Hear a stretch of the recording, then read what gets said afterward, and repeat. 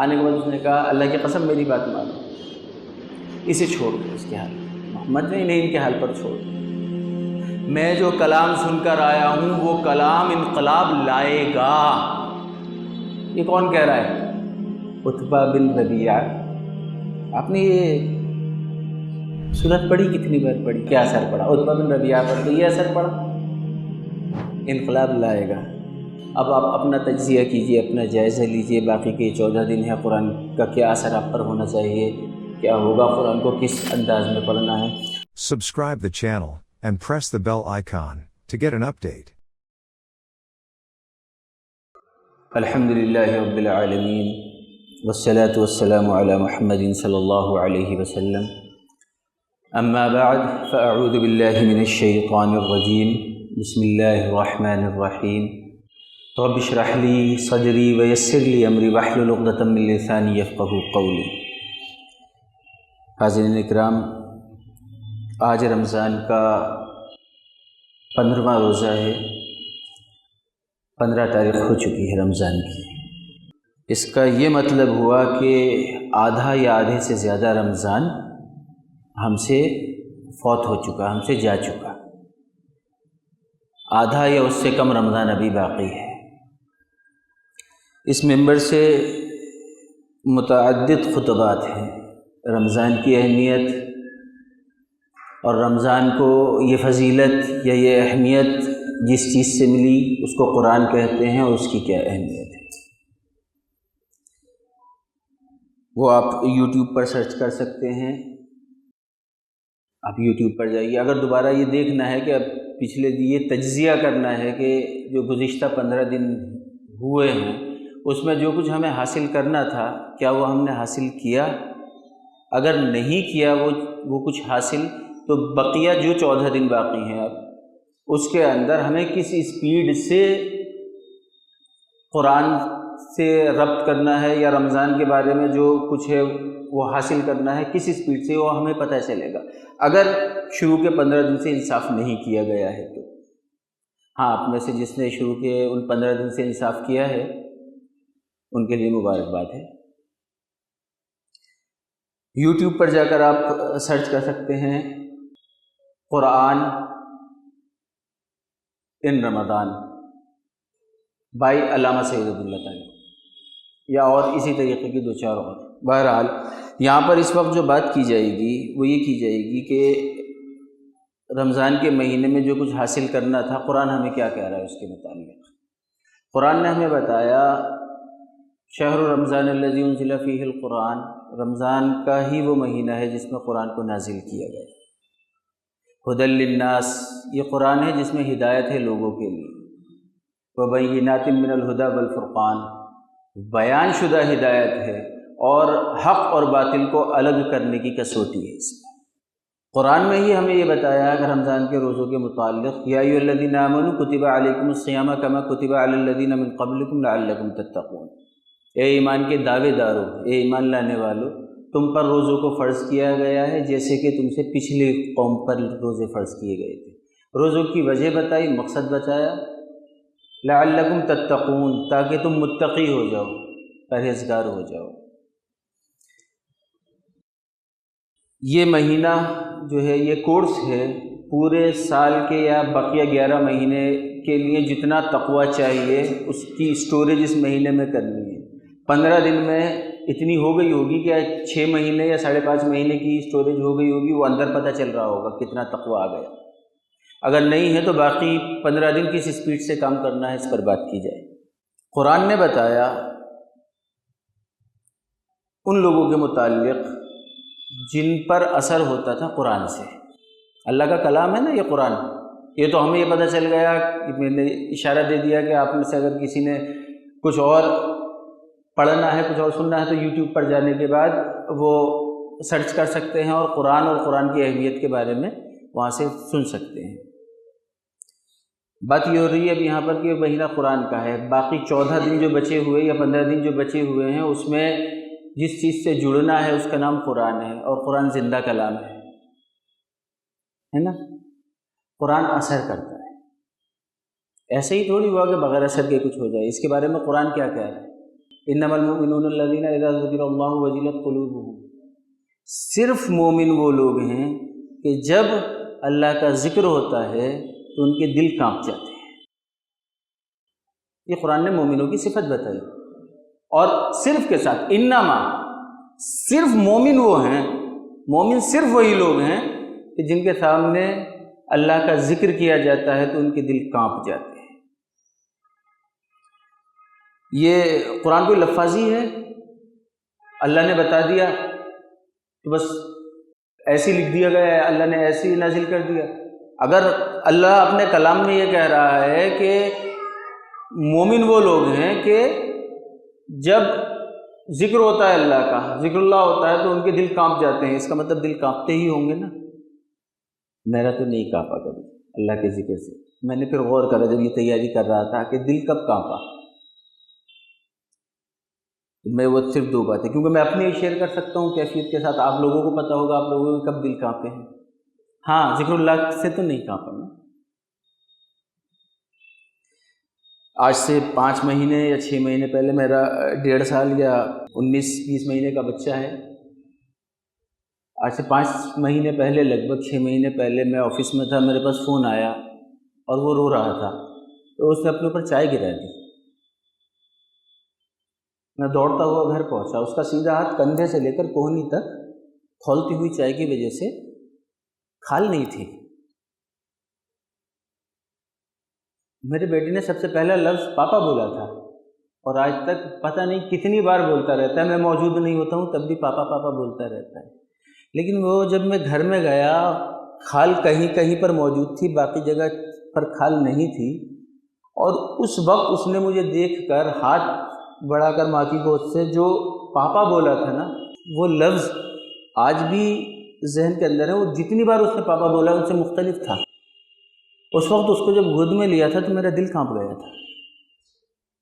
تو اس کا مطلب یہ دل کانپتا ہے، ایسا نہیں ہے کہ خالی کہہ دیا گیا، وہ دل کانپتا ہے۔ ایک دوسرا واقعہ میں اپنا بتاؤں جو میرا واقعہ تھا، دل کانپا تھا۔ یہ واقعہ ہے 11 نومبر 2021 کا۔ میں آفس میں تھا، میرے پاس ورک ممبر ہیں شیراز، ان کا فون آیا کہ امان بھائی جلدی ہاسپٹل پہنچیے۔ ورک کے ایک دوسرے ممبر تھے ذاکر بھائی، بولے ان کی ذرا طبیعت خراب ہے، طبیعت زیادہ خراب ہو گئی ہے، ہاسپٹل پہنچیے۔ میں فوراً اپنا بند کر آگے چابی لے کر بائک کی طرف پہنچا۔ پھر اس کے بعد، اس کے تھوڑی دیر کے بعد ایک دوسرے ورک ممبر ہیں جوہر، ان کا فون آیا میرے پاس، بولے امان بھائی، اور چپ گئے۔ میں نے کہا کہ ہاں جوہر کیا ہوا؟ میں بس نکل گیا ہوں، بائک پر ہوں، پہنچ رہا ہوں۔ پھر وہ بولے امان بھائی۔ میں نے کہا دیکھ جوہر، میں کوئی ایسی بات سننے کے موڈ میں نہیں ہوں جو مجھے لگ رہی ہے تم کہنے والے۔ تو بولے امان بھائی ذاکر بھائی نے دھوکہ دے دیا۔ میرا ذاکر بھائی سے تعلق 22 سال پرانا تھا، مشن سے بھی پہلے سے۔ دل کانپا اس سے، پتہ چلا کانپنا کسے کہتے ہیں۔ قرآن نے بتایا انما المؤمنون الذین، مومن صرف وہ لوگ ہیں اذا ذکر اللہ، جب اللہ کا ذکر کیا جاتا ہے، وجلت قلوبہم، تو ان کے دل کانپ جاتے ہیں۔ وَإِذَا تُلِيَتْ عَلَيْهِمْ آیاتُهُ، اور جب ان کے رب کی آیت ان پر تلاوت کی جاتی ہے، زادتہم ایمان، ان کا ایمان زیادہ ہو جاتا ہے۔ یہ کس کی پہچان بتائی؟ ایمان لانے والے کی پہچان بتائی۔ یہ اثر ہوتا ہے تلاوت سے۔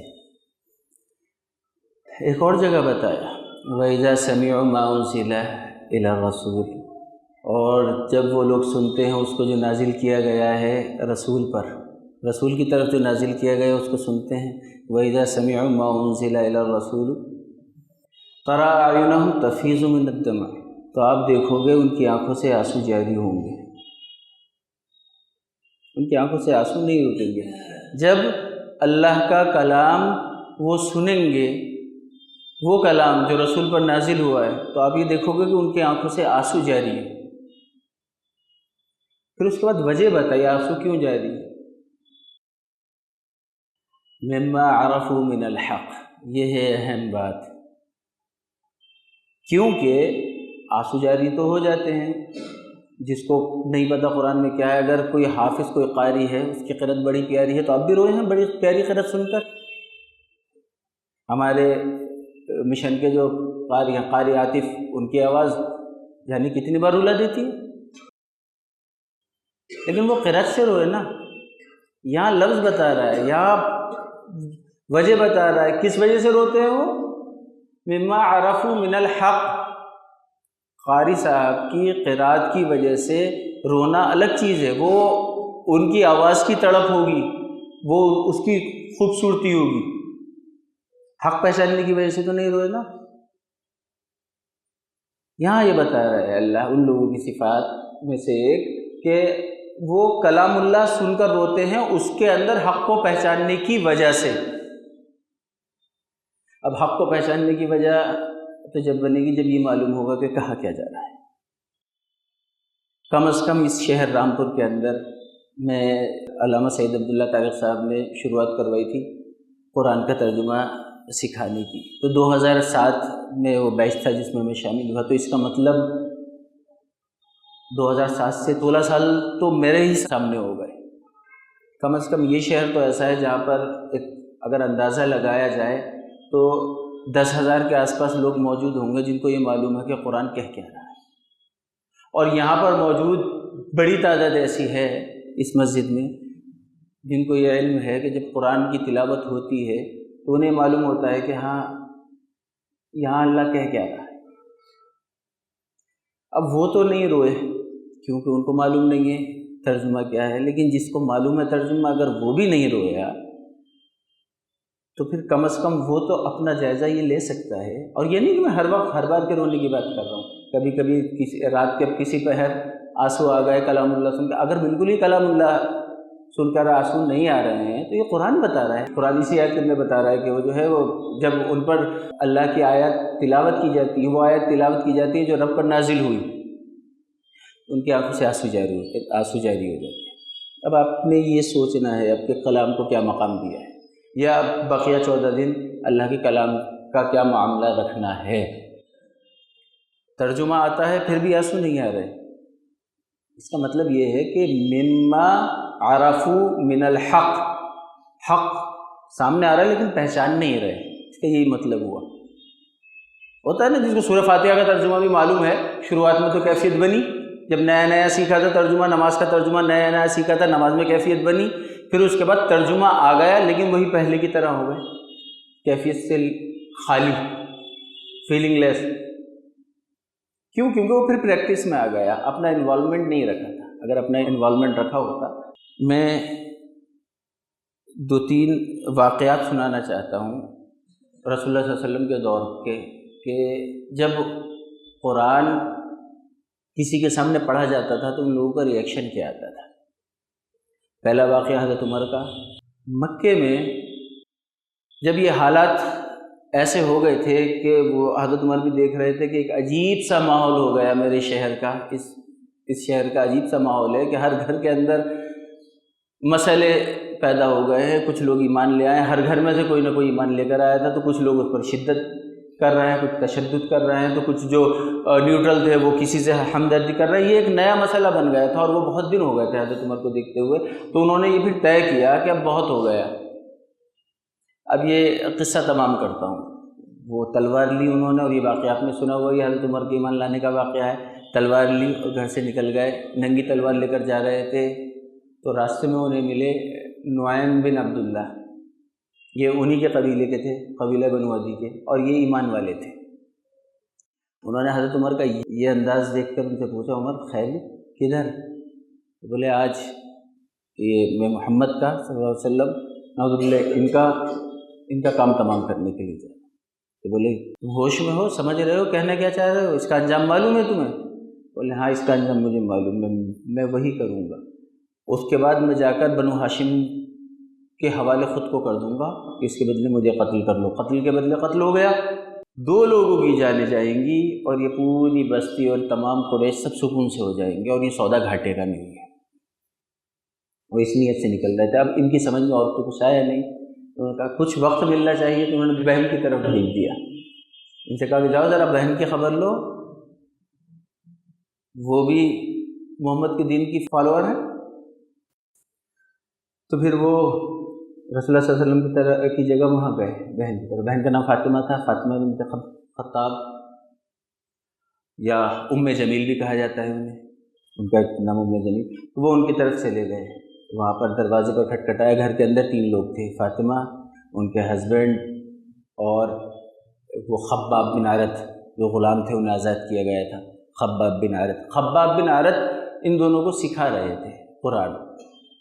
جب پہنچے کھٹکھٹایا تو خباب بن عارت نے دیکھا حضرت عمر کو، تو چہرے کا انداز، ایکسپریشن اور ننگی تلوار وہ تو دیکھ کر کانپ گئے۔ انہوں نے بتایا عمر آئے ہیں، اور اس کے بعد وہ تو اندر جا کر چھپ گئے۔ دروازہ کھولا ان کے بہنوئی نے، سعید بن زید نام ان کا، یہ عشرہ مبشرہ میں سے ہیں، سعید بن زید رضی اللہ عنہ۔ انہوں نے دروازہ کھولا اور حضرت عمر سے کہا اہلاً یا سہلاً یا اخی، اہلاً سہلاً یا اخی، آئیے اندر آ کر بیٹھیے۔ تو حضرت عمر نے سب سے پہلے سوال یہ کرا کہ یہ آواز کیسی آ رہی تھی جب میں باہر تھا؟ انہوں نے بات کو اگنور کیا کہ ہم بات کر رہے تھے، بولے نہیں یہ کچھ مختلف تھی آواز، یہ آواز نہیں تھی۔ بہرحال پھر اس کے بعد پھر انہوں نے سوال کیا، انہوں نے پوچھا کہ مجھے یہ پتہ چلا ہے کہ تم صابی ہو گئے ہو۔ وہاں پر عرب کے اندر جو لوگ ایمان لے کر آتے تھے، اس کے اندر مکے کے اندر، ان کو صابی کہتے تھے، یہ لوگ جو مشرکین تھے، صابی دوسرے دین پر، ہمارا دین کو چھوڑ دینے والے۔ مجھے پتہ چلا تم صابی ہو گئے ہو۔ تو یہاں پر حضرت سعید بن زید نے سمجھانے کی کوشش کی، انہوں نے لفظ بولے یا اخی، اے میرے بھائی،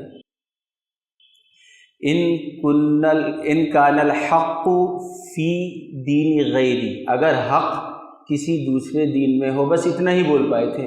حضرت عمر کو پتہ چل گیا کہ جو مجھے رپورٹ ملی تھی وہ صحیح ہے، اور حضرت عمر نے پٹائی شروع کر دی۔ کسی شخص سے کوئی بستی ڈرتی ہو اور کانپتی ہو، حضرت عمر کے بارے میں مشہور ہے، اس کا مطلب یہ ہے کہ وہ کس طریقے کا جابر ہوگا، تبھی تو ڈرتی اور کانپتی۔ وہ ان کی پٹائی کر رہے تھے، بہن نے روکنے کی کوشش کی، اس کے بھی ایک جھاپڑ پڑا، وہ دور گئی، ہونٹ وغیرہ پھٹ گئے، خون بہنے لگا، پھر آئی، اور اس کے بعد ایک لفظ بولا اور عمر بالکل ساکت ہو گئے، یا عدو اللہ، اے اللہ کے دشمن۔ کون کہہ رہا ہے؟ بہن نے کہا حضرت عمر سے، یا عدو اللہ، اے اللہ کے دشمن، ان کان الحق فی غیر دین فاشہد ان لا الہ الا اللہ واشہد ان محمدا عبدہ۔ اے اللہ کے دشمن، اگر حق کسی اور دین میں ملے تو میں گواہی دیتی ہوں کہ اللہ کے علاوہ کوئی معبود نہیں ہے، اور یہ کہ محمد مصطفیٰ صلی اللہ علیہ وسلم کے رسول ہیں۔ حضرت عمر بالکل سائلنٹ موڈ پر پہنچ گئے۔ بہن کی حالت دیکھ کر اپنے افسوس بھی ہوا، اور اس کے بعد پھر ان کی نظر اس پر پڑی، وہ جو آئے ہوں گے پڑھانے کے لیے، تو جس شکل میں بھی وہ کلاس چل رہی ہوگی نوٹ کر رہے ہوں گے، نوٹ بک وغیرہ جو کچھ بھی اس پر نظر پڑی، انہوں نے اٹھایا، وہ طٰہٰ، سورۃ طٰہٰ کی چند آیات تھی، طٰہٰ ما انزلنا علیک القرآن لتشقیٰ الا تذکرۃ لمن یخشیٰ۔ پڑھتے گئے، وہ پڑھتے گئے، دل ان کا بدلتا گیا، پڑھتے گئے، آج 14 نمبر کی آیت کے آس پاس پہنچے، اننی انا اللہ، بے شک میں ہی اللہ ہوں، لا الہ الا انا فاعبدنی، میرے علاوہ کوئی عبادت نہیں، میرے علاوہ کوئی معبود نہیں، میری ہی عبادت کرو۔ حضرت عمر کا صرف ایک سوال، صرف ایک جملہ حضرت عمر نے بولا، ھذا من فرط قریش، کیا قریش اس کلام سے بھاگ رہے ہیں؟ یہ 14 آیت نے بدل دیا۔ کسے بدلا؟ ایک ایسے شخص کو جو اپنے ایریے کے اندر بہت سخت مشہور، جس کے غضب سے اچھے اچھے سردار کانپتے اور بھاگتے، جو تلوار ننگی لی ہوئے کسی شخص کو قتل کرنے کے لیے جا رہا ہے، اس حد تک غصے میں شخص کو 14 آیات نے بدل دیا۔ میرا سوال آپ میں سے وہ لوگ جن سے ترجمہ بھی کو معلوم ہے، جن کو اور جن کو نہیں بھی معلوم، یہ بتائیے یہ سورۃ طٰہٰ کتنی بار پڑھی؟ 14 آیتیں نہیں، کتنی بار کتنی آیتیں پڑھی، کتنا بدلے؟ یہ تو اللہ کے کلام کے اندر تو طاقت ہے، عمر کو بدل سکتا ہے، ہمیں کتنا بدلا، کیا اثر پڑا؟ پھر اس کے بعد خباب آئے باہر، اس کے بعد انہوں نے کہا کہ عمر خوشخبری ہے تمہارے لیے۔ بولے کس بات کی خوشخبری ہے؟ کہا رسول اللہ صلی اللہ علیہ وسلم نے رات ہی تمہارے لیے دعا کی تھی، تمہارے حق میں دعا کی تھی کہ اللہ عمر بن خطاب یا عامر بن ہشام ابو جہل ان دونوں میں سے کسی ایک کے ذریعے اسلام کو عزت بخش، تو تمہارے لیے دعا قبول ہوگی۔ پھر وہ بہرحال وہاں گئے، ایک واقعہ یہ آیا، کون تھے یہ؟ غیر مسلم، بڑے سخت اور قتل کرنے کے لیے نکلے ہوئے شخص۔ ایک دوسرا واقعہ سنیے، ظلم بہت ہو رہے تھے لوگوں پر مکے پہ، تو جس پر زیادہ ظلم ہوتے تھے اور وہ برداشت نہیں کر پاتا تھا تو آپ صلی اللہ علیہ وسلم سے کہتے تھے جاؤ حبشہ چلے جاؤ، ایتھوپیا ہجرت کر لو۔ وہ حبشہ چلے جاتے تھے۔ پہلے حبشہ جو ہجرت کی تھی چند لوگوں نے کی تھی، 12-14 لوگ، ان ایک غلط فہمی کریٹ ہوئی، وہ لوگ بھی واپس آ گئے، ان کو یہ بات پہنچی تھی کہ کفار مکہ ایمان لے آئے ہیں، جو سردار ہیں غلط انفارمیشن کے تحت وہ آ گئے تھے۔ پھر اس کے بعد پھر لوگ گئے، لگ بھگ 100 کے قریب لوگ ہجرت کر گئے وہاں پر۔ ادھر 100 لوگ ہجرت کر گئے اور یہ دو بڑے شخص حضرت عمر اور رسول اللہ صلی اللہ علیہ وسلم کے چچا حضرت حمزہ یہ ایمان لے کر آ گئے۔ تو اب یہ جو قریش ہیں یہ ان کے ہاتھ ایسا ہو گئے جیسے خالی ہو گئے، ہر گھر سے کوئی نہ کوئی نکل گیا، بڑے پریشان۔ تو وہ دار الندوہ کہلاتا تھا وہ جگہ، وہ مقام جہاں پر کفار یہ جو قریش تھے ان کے سردار، ان کی میٹنگ چلتی تھی، یا جس کو کہہ لیں وہاں کی پارلیمنٹ تھی۔ وہاں پر بیٹھنے کے بعد پھر وہاں پر اس نے یہ کہا، ابو جہل نے یہ پراودھان لے کر آیا، یہ چیز، یہ قانون پارت کیا، یہ پیش کیا گیا کہ ہم نے چین سے نہیں بیٹھنا ہے، جو وہ لوگ 100 لوگ وہاں پر 100 کے آس پاس جو چین سے بیٹھے ہوئے ہیں ان کو لے کر آنا ہے، حبشہ جانا ہے اور وہاں سے ان لوگوں کو چھڑا کر لے کر آنا ہے بادشاہ کے پاس جا کر۔ 2 لوگوں کو سلیکٹ کیا گیا، عمرو بن عاص جو بعد میں ایمان لے کر آئے پھر رضی اللہ عنہ ہوئے، حضرت عمرو بن عاص، اور دوسرے عبداللہ ابن ربیعہ۔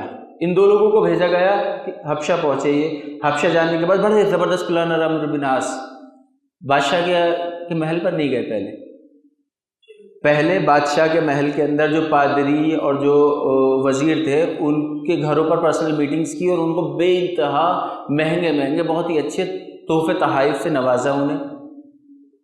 سب جانتے تھے عمرو بن عاص کو، عمرو بن عاص، ایون یہ کہ وہاں کے جو بادشاہ تھے نجاشی، اس سے بھی عمرو بن عاص کے بہت اچھے تعلق تھے، اور ان سے صرف ایک ہی مطالبہ رکھا کہ کل میں ایک مسئلہ لے کر دربار میں آؤں گا، آپ میرا ساتھ دیجیے گا۔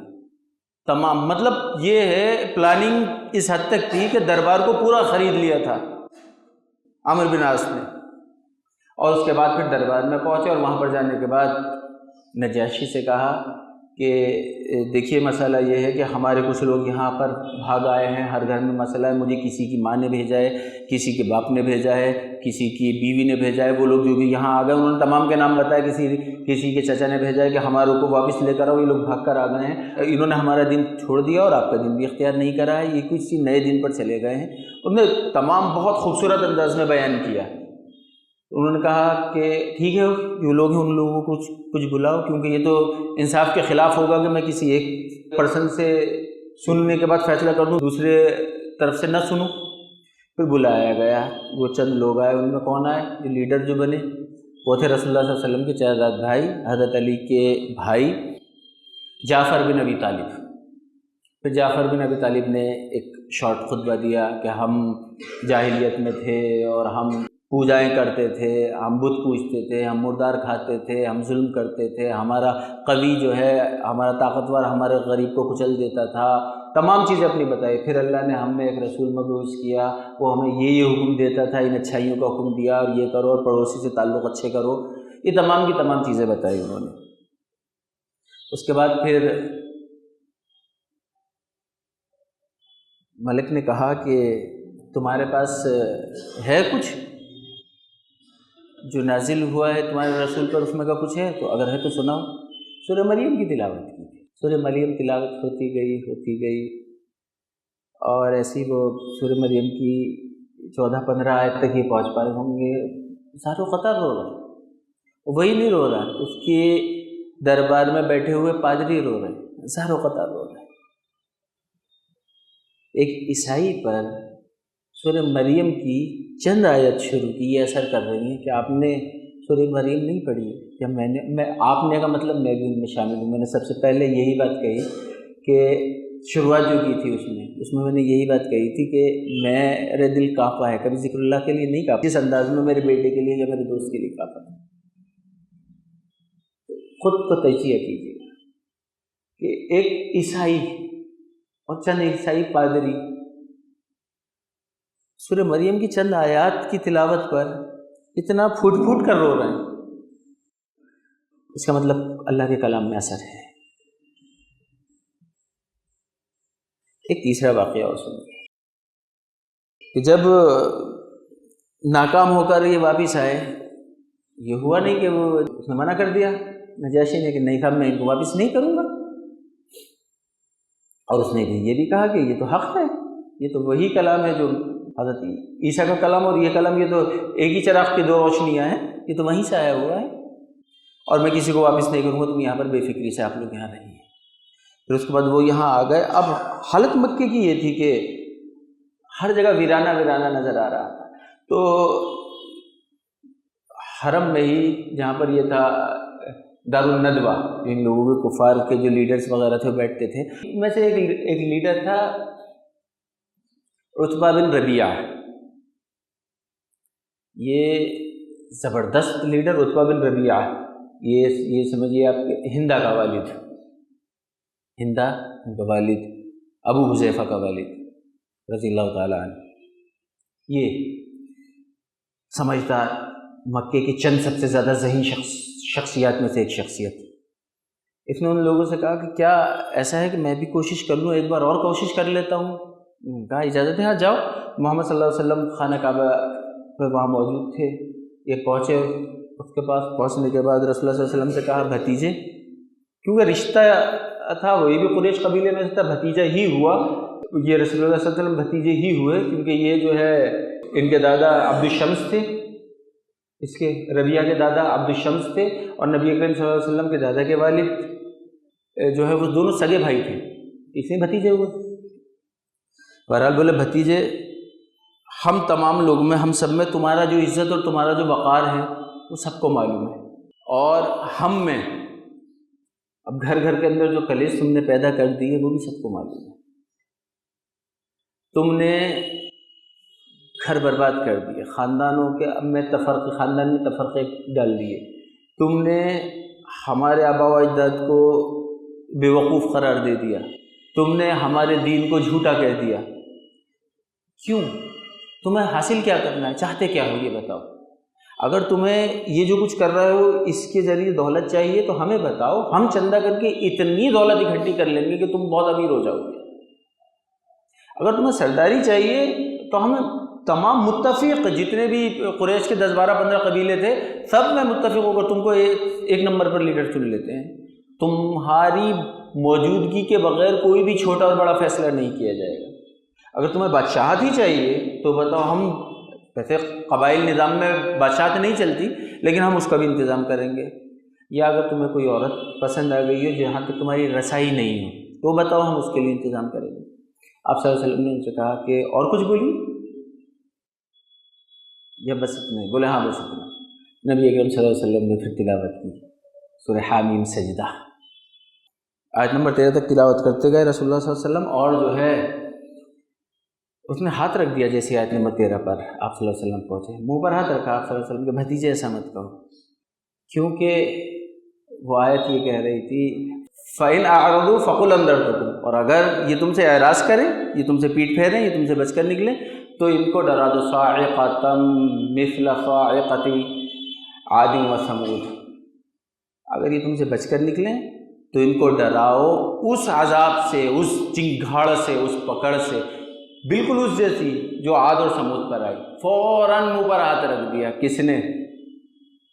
عتبہ بن ربیعہ نے، سردار کفار کا، ہر پلان میں جس میں شامل رہتا، مشورہ کرنے والا، رسول اللہ صلی اللہ علیہ وسلم کے خلاف جتنی بھی پلاننگ ہوتی تھی ان میں، بھتیجے ایسا مت کرو، تمہاری منہ سے نکلا ہوا کچھ غلط نہیں ہوتا، سچ ہو جاتا ہے۔ اور ایسے پڑھتے گئے آپ صلی اللہ علیہ وسلم یہاں تک کہ اس آیت پر پہنچے جہاں سجدہ ہے، اور آپ صلی اللہ علیہ وسلم نے سجدہ کیا، سجدہ کر کے کھڑے ہوئے، اس کے بعد بولے یہ ہے میرا جواب۔ اب یہ سنیے، اس صورت کا اثر واپس وہیں پہنچا، دیکھا ابو جہل نے دور سے اور کہا قسم خدا کی یہ جس ایٹیٹیوڈ سے گیا تھا ویسے لوٹ نہیں رہا ہے، یہ جانے والا الگ تھا آنے والا الگ ہے۔ آنے کے بعد اس نے کہا اللہ کی قسم میری بات مانو، اسے چھوڑ دو اس کے حال پر، محمد نے انہیں ان کے حال پر چھوڑ دو، میں جو کلام سن کر آیا ہوں وہ کلام انقلاب لائے گا۔ یہ کون کہہ رہا ہے؟ عتبہ بن ربیعہ۔ آپ نے یہ سورت پڑھی کتنی بار پڑھی؟ کیا اثر پڑا عتبہ بن ربیعہ پر؟ تو یہ اثر پڑا، انقلاب لائے گا۔ چلیے بہرحال وہ اثر پڑا ان پر۔ ایک اور صحابی عبداللہ بن رواحہ رضی اللہ عنہ، ایک مرتبہ اپنی بیوی کی گود پر سر رکھ کر لیٹے ہوئے اور رونا شروع کر دیا، اور پھر اتنا روئے کہ بیوی بھی برداشت نہ کر پائی اور وہ بھی رونے لگی، وہ بھی خوب روئی۔ پھر پوچھا بیوی سے تم کیوں رو رہی؟ انہوں نے کہا میں آپ کو دیکھ کر رو رہا ہوں، آپ کیوں اتنا رو رہے ہیں؟ انہوں نے کہا کہ مجھے جس چیز نے رلایا، انہوں نے وہ سورہ مریم کی آیت 71 سورہ مریم کی آیت 71 تلاوت کی، یہ چیز مجھے رلا رہی ہے۔ کیا تھا اس کے اندر؟ کوئی بھی شخص ایسا نہیں ہے جو جہنم پر سے نہ گزارا جائے، اور یہ تمہارے رب پر حق ہے، یہ وہ کرے گا ہی۔ کوئی شخص ایسا نہیں ہے جو ایک صحابی یہ آیت تلاوت کر رہا ہے اور رو رہا ہے، پھوٹ کر رو رہا ہے، اور پتہ کیا کہہ رہا ہے؟ میرا کیا بنے گا اس وقت، میرا کیا بنے گا اس وقت، اور روئے جا رہا ہے میرا کیا بنے گا اس وقت۔ کوئی شخص بھی ایسا نہیں جو جہنم کے اوپر سے نہ گزارا جائے، اور میرا کیا بنے گا اس وقت۔ یہ آیت ہم نے نہیں پڑھی کبھی، کیا اس آیت کا اثر تو ہمیں معلوم ہے صحابہ پہ کیا ہو رہا ہے۔ ایک بار حضرت عمر فاروق رضی اللہ عنہ قرآن شریف پڑھ رہے تھے، تلاوت پڑھ رہے تھے، ایک مقام پر پہنچے اور بے شک تمہارے رب کا عذاب واقع ہوگا، اتنا روئے حضرت عمر، اتنا روئے کہ بیمار ہو گئے، لوگ عیادت کے لیے آئے، اتنا روئے کہ لوگ عیادت کے لیے آئے۔ یہ ہے قرآن کا اثر۔ چند جگہوں پر سے آپ کو قرآن کے چند اثر بتائے۔ نبی اکرم صلی اللہ علیہ وسلم ایک بار وہاں سے طائف سے لوٹ کر آ رہے تھے، جب طائف سے کوئی کام نہ بنا لوٹ کر آ رہے تھے تو ایک مقام پر، ایک جگہ پر جب امامت کر رہے تھے تو انہوں نے، جنوں کے گروپ نے سنا، اور اس کے بعد ان کا وہ واقعہ جنوں کا گروپ کے وہ اپنی جنوں میں گئے اور ڈرانے والے بن کر گئے، ان پر اثر کر گیا، جنوں پر اثر کر گیا۔ چند باتیں بتائی، صحابہ تھے تو اثر ہوا قرآن کا، آپ کے سامنے آ گیا۔ مکے کے کافر جو لاسٹ تک کافر رہا، اس پر قرآن کا کیا اثر ہوا وہ آپ کے سامنے آیا۔ مکے میں ایک شخص جو جان کا دشمن، اور ان پر قرآن کا کیا اثر ہوا۔ ایک عیسائی، اس پر قرآن کا کیا اثر ہوا۔ اور نبی اکرم صلی اللہ علیہ وسلم پر قرآن کا اثر، عبداللہ ابن مسعود سے رسول اللہ صلی اللہ علیہ وسلم نے کہا کہ ذرا تلاوت کرو قرآن کی، بولے آپ پر تو نازل ہوا ہے، بولے نہیں مجھے سننے کا دل چاہ رہا ہے، تو انہوں نے سورہ نساء کی تلاوت کری، آیت نمبر 41 تک پہنچے، آپ صلی اللہ علیہ وسلم نے ہاتھ رکھ دیا، بس وہ والی آیت ہے۔ اور کیا حال ہوگا جب تمام امتوں پر سے گواہ لے کر آؤں گا اور تمہیں ان پر گواہ بناؤں گا، بولے بس ابن عمر ہے، اس سے زیادہ نہیں۔ اب آپ اپنا تجزیہ کیجئے، اپنا جائزہ لیجئے، باقی کے 14 دن ہے، قرآن کا کیا اثر آپ پر ہونا چاہیے، کیا ہوگا، قرآن کو کس انداز میں پڑھنا ہے۔ اللہ رب العزت کہنے کے ساتھ ساتھ عمل کرنے کی توفیق اور رحمت فرمائے۔ وما علینا الا البلاغ۔